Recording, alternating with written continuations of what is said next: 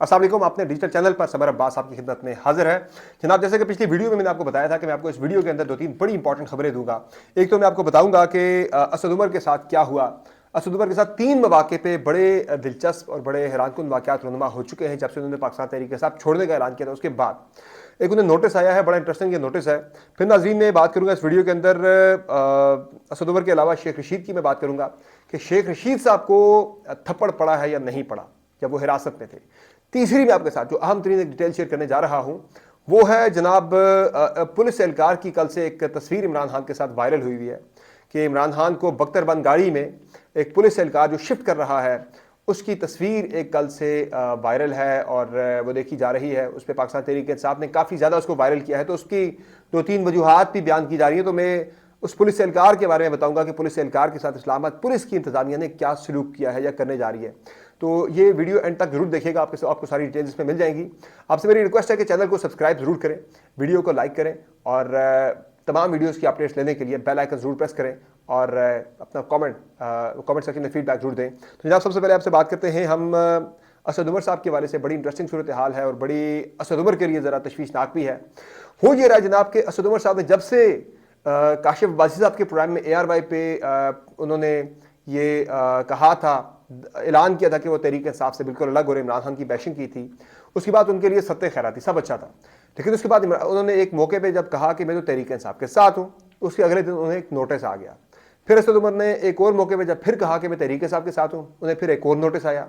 अब असद उमर ने आज ही एक प्रेस कॉन्फ्रेंस में उन्होंने मीडिया टॉक में उन्होंने कहा जी मैं तो तहरीक इंसाफ के साथ खड़ा हूँ। तो उन्हें एक और नोटिस आ गया। वो नोटिस क्या है जनाब, सानिया नौमी के अंदर, सानिया नौमी के बारे में अपनी पहले भी राय, जो मेरी राय है वो मैं खुल के उसका इजहार कर चुका हूँ कि जिन जिन लोगों ने किया है उनके खिलाफ स्ट्रिक्ट एक्शन होना चाहिए। और उसमें यह हुआ है जनाब के असद उमर को सानिया नौमी के बारे से देखिए तहकीकात के सिलसिले में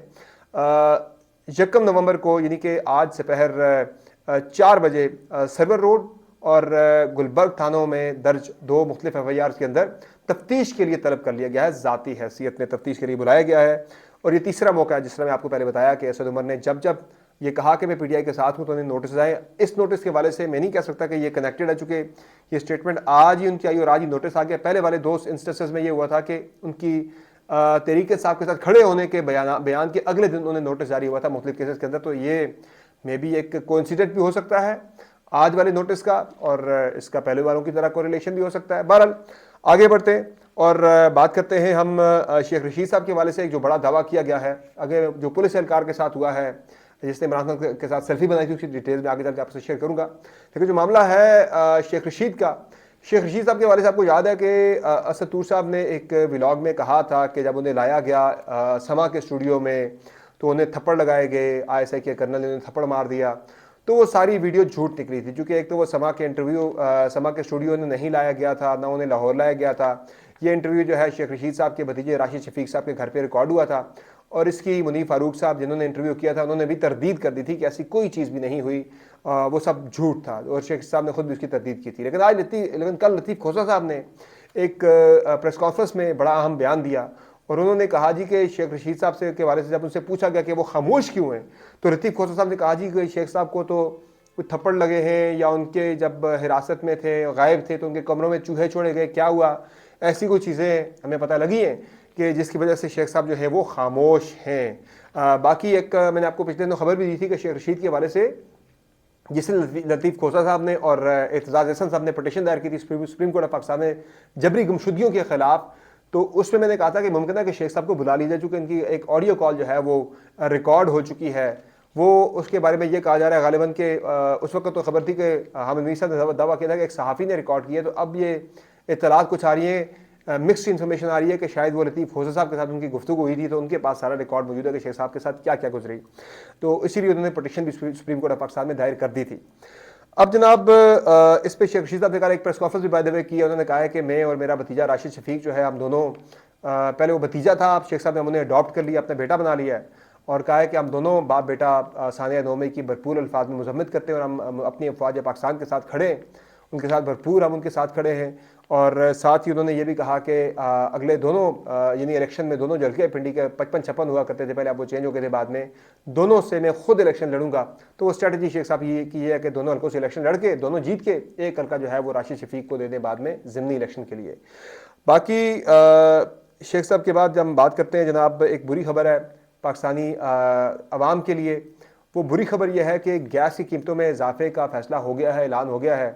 और गैस की कीमतों में 194% तक का इजाफा किया गया है। जो तंदूर मालकान हैं उनके लिए गैस जो है वो महंगी ना करने का फैसला हुआ ताकि रोटी महंगी ना हो सके। ये चले अच्छा फैसला है। बाकी जो इसमें बड़ा जुल्म किया है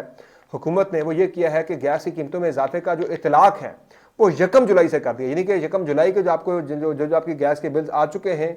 उतनी रीडिंग के हिसाब से आपको जो है आगे बिलों के अंदर आपके एडजस्ट किए जाएंगे। वो इजाफी गैस यानी कि इजाफी बिल आपसे लिए जाएंगे। तो सर्दियों में ऑलरेडी बंदे का बिल जो है जिसका गर्मियों में 1000 रुपये आ रहा था, सर्दियों में उसका ऑलरेडी 5-6 हज़ार रुपये चला जाता है। एक आम बंदे का बिल जो ज़्यादा जो गैस कंज्यूम करते हैं उनका 10,000 से ऊपर चला जाता है। उसमें जब आप पिछली रीडिंग भी शामिल करेंगे, ऑलरेडी आप गैस महंगी भी कर चुके हैं, उसका इतलाक जब आप जुलाई अगस्त सितंबर के बिल जुलाई अगस्त सितंबर अक्टूबर की भी जब आप बिल वसूल करेंगे उसके अंदर लगा के, तो ये तो मेरे ख्याल से बहुत बड़ा जुल्म होगा पाकिस्तानी गैस सार्फिन के साथ। तो इस मरतबा सर्दियों का मुकाबला जो है आपको हीटर का इस्तेमाल जो है वो आप नहीं कर सकेंगे। बड़ी आपको ठीक ठाक किस्म की महंगी गैस पड़नी है पाकिस्तानी सार्फिन को। इस हद तक मैं ज़रूर एग्री करता हूँ हुकूमत पाकिस्तान के साथ कि इतनी सस्ती गैस भी नहीं होनी चाहिए कि एक बंदा, यानी कि इसमें नाइंसाफ़ी है कि एक बंदा गैस सिलेंडर खरीद करके LPG इस्तेमाल करता है तो उससे 3,000 रुपये का जो 10 kg वाला सिलेंडर पड़ता है, तो वही जो गैस है उससे ज़्यादा डबल तीन गुना ज़्यादा गैस जो है वो लोग इस्तेमाल कर लेते हैं घरों के अंदर। जो पाइप से उन्हें मिलती है नेचुरल गैस, वो उन्हें उससे 3 गुना सस्ती पड़ रही होती है। तो ये तो एक डिफरेंस तो था, अब वो डिफरेंस गवर्नमेंट ने कवर किया, लेकिन उसको ज़रा बुरे तरीके से कवर किया, एकदम से इतना बड़ा इजाफा कर दिया है। तो बहुत सारे लोग जो हैं वो शायद ये इजाफा अफोर्ड ना कर सकें। बाकी एक इंपॉर्टेंट खबर है जनाब, वो मैंने जिस तरह पहले आपसे बात की थी पिछली वीडियो के अंदर भी, कि मियाँ नवाज शरीफ को बहुत बड़ा एक NRO दे दिया गया है। वो NRO दिया गया है उन्हें तोशा खाना के केस के अंदर, जिस तरह से अल अजीज़िया में और एवन फील्ड रेफरेंस के अंदर मियाँ नवाज शरीफ की सज़ाएँ जो है वो मुअत्तल हो चुकी हैं। और सज़ाएँ मुअत्तल होने की सज़ाएँ जो है वो पंजाब हुकूमत ने मुअत्तल की सज़ा उनकी सेक्शन 401 ऑफ CRPC के तहत, और उनकी जो अपीलें हैं वो भी बहाल कर दी इस्लामाबाद हाई कोर्ट ने। अब जनाब ये हुआ है कि उनके खिलाफ एक ही अंडर ट्रायल केस था, और वो था उनके खिलाफ नैब के अंदर तोशाखाना का केस जो है, तोशाखाना से गाड़ियाँ लेने का केस जो है वो अंडर ट्रायल था। और उस केस में के अंदर भी एक सुप्रीम कोर्ट ऑफ पाकिस्तान का जो फैसला कल आया है, उस फैसले के तहत मियाँ नवाज शरीफ साहब जो हैं अब उनके हवाले से जो है उन्हें कोई भी सज़ा नहीं हो सकेगी। यानी अब उन्हें जो सज़ा होने का खतरा था कि वहाँ से उन्हें सज़ा हो सकती थी, खतरा क्या था वो तो नैब का रवैया बता रहा है, लेकिन वो थोड़ी बहुत जो उसमें गुंजाइश थी ना वो भी ख़त्म हो गई है। कि अब ये हुआ कि सुप्रीम कोर्ट ऑफ पाकिस्तान ने ट्रायल कोर्ट्स को नैब रेफरेंसेस पर हतमी फैसले करने से रोक दिया है, और उन्होंने कहा है कि जो एहतसाब अदालतें हैं वो अब कोई भी फैसला जो है नैब केसेस का नहीं कर सकती जब तक सुप्रीम कोर्ट ऑफ पाकिस्तान इस पर फर्दर ऑर्डर जारी नहीं करती। बाकी तमाम केसेस जो है वो वापस अभी तक नहीं करने का कहा सुप्रीम कोर्ट ऑफ पाकिस्तान ने, ट्रायल रोकने का नहीं कहा किसी भी केस के अंदर। उन्होंने कहा सज़ा आप नहीं दे सकते किसी को। उन्होंने कहा जब तक प्रैक्टिस एंड प्रोसीजर बिल का हतमी फैसला नहीं आता तब तक जो है वो सुप्रीम कोर्ट ऑफ पाकिस्तान की जानिब से जो नैब तरमीम का रद्दम करार दी गई थी उस फैसले को सस्पेंड नहीं कर सकते। अभी तक उस फैसले को सस्पेंड नहीं किया गया, लेकिन नैब की एहतसाब अदालतें जो हैं मुतल्लिका उन्हें रोक दिया गया कि भाई आपने किसी केस के अंदर फैसला नहीं सुनाना। उधर एक इंटरेस्टिंग काम यह भी हुआ है कि सिर्फ नवाज शरीफ नहीं बल्कि शहबाज शरीफ और हमजा शहबाज भी इस केस से मुस्तफीद होंगे सुप्रीम कोर्ट ऑफ पाकिस्तान के कल के फैसले से, कि उनको भी रमज़ान शुगर मिल केस के अंदर जो रेफरेंस है नैब का उसमें 29 नवंबर को तलबी के नोटिस जारी हुए थे, तो उसमें उन्हें भी कोई सज़ा वगैरह इसमें नहीं हो सकेगी। बाकी अब बात करते हैं पुलिस एहलकार की कि जिसकी सेल्फी इमरान खान के साथ वायरल हुई है। उस सेल्फी पर पाकिस्तान तहरीक इंसाफ की तरफ से तो कमेंट ये किया गया है कि चूँकि एक साइफर की बड़ी स्टोरी जो है कल से सामने आ चुकी है मंजर आम पर, कि साइफर जो है वो जो इमरान खान से गुम हुआ था या चोरी का इल्ज़ाम था इमरान खान के से वो चोरी हो गया, गुम हो गया, वो साइफर जो है जनाब वो मंजर आम पर आ गया। हमने वो खबर दी थी, तो शहबाज गिल साहब ने ये दावा किया है कि उस खबर को दबाने के लिए, उसके इम्पैक्ट को कम करने के लिए ये तस्वीर जानबूझ के लीक की गई है। जबकि जिस पुलिस एहलकार ने ये सेल्फी ली थी उसके हवाले से मेरे पास इत्तलात कुछ आ रही हैं कि इस्लामाबाद पुलिस उस मुतल्लिका पुलिस एहलकार को सस्पेंड करके उसके खिलाफ महकमाना कार्रवाई करने का इरादा रखती है, इस पर गौर हो रहा है। मैंने कुछ देर पहले भी चेक किया इस्लामाबाद पुलिस के कुछ हुकाम से, तो उन्होंने कहा जी अभी तक हमने पुलिस एहलकार को मुतल्लिका एहलकार को हमने सस्पेंड नहीं किया, लेकिन इस पर जो है वो गौर हो रहा है, यानी कि एक मीटिंग हो के डिस्कशन हो के उसके बाद फैसला होगा कि इस एहलकार को मुअत्तल करना है और इसके खिलाफ किस तरह की इंज़बाती कार्रवाई करनी है। लेकिन मुझे लग रहा है कि इस एहलकार को, इस बदनसीब एहलकार को कि जिसने एक सेल्फ़ी ली, वो सेल्फ़ी उसे बड़ी महंगी पड़ने वाली है, क्योंकि इस सेल्फ़ी के सामने आने से जो पूरा एक पिछले 2-3 महीनों से एक जो थी ना हिकमत अमली के इमरान खान को पब्लिक की आई से बिल्कुल दूर रखना है, इमरान खान की एक तस्वीर एक वीडियो भी ना आए, तभी तो इमरान खान को अदालतों के अंदर पेश नहीं किया जा रहा था कि उसकी कोई तस्वीर, कोई वीडियो, कोई ऑडियो, कोई मंजर यहाँ पे ना आ जाए। लोग जो है पाकिस्तान तहरीक इंसाफ के जो इमरान खान के फॉलोअर्स हैं वो दोबारा से जो है रीएक्टिवेट हो जाए, रिचार्ज ना हो जाए, यानी कि तो उस हवाले से इसीलिए इमरान खान को 7 पर्दों में रखा जा रहा था कि किसी अदालत में पेश भी नहीं किया जा रहा था। इवन इलेक्शन कमीशन ने तलब किया था प्रोटेक्शन ऑर्डर जारी करके, उस पर भी सिक्योरिटी का बहाना करके उन्हें पेश नहीं किया गया था।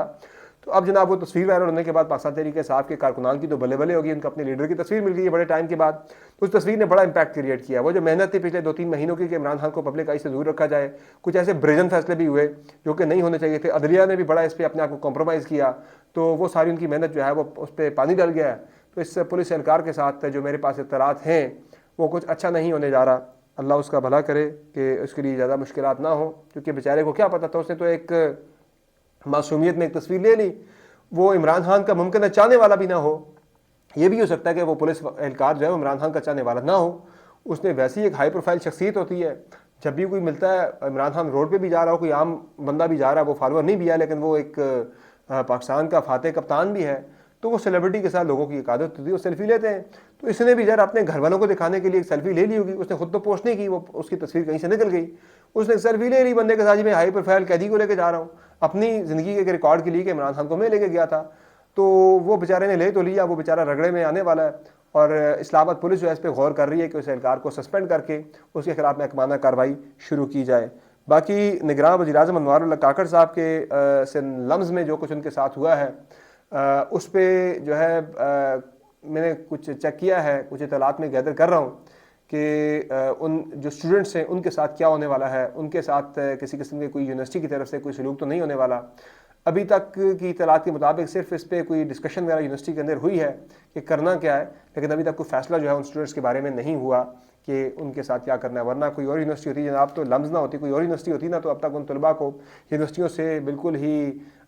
निकाल दिया गया होता। लेकिन चूँकि लम्ज़ में ज़रा मामला हाई प्रोफाइल है और ये मामला हाई प्रोफाइल बंद ही चुका हुआ है, तो अभी तक इस पर फैसला नहीं हो सका, लेकिन गौर हो रहा है कि भाई करना क्या उन स्टूडेंट्स के हवाले से, उस पर जो है वो गौर खोज हो रहा है। तो आज की इस वीडियो में इतना ही। अगली वीडियो में मज़ीद डिटेल्स आपकी खिदमत में लेकर हाजिर होंगे, और ये लम्ज़ वाले पे भी मैं फॉलोअप आप करके आपके सारी डिटेल्स शेयर करूँगा कि उन स्टूडेंट्स के साथ क्या हुआ है। ये सारी डिटेल्स आप अगली वीडियो में देख सकेंगे। फिलहाल समरबाज को इजाज़त दीजिए। खुदा हाफ़िज़।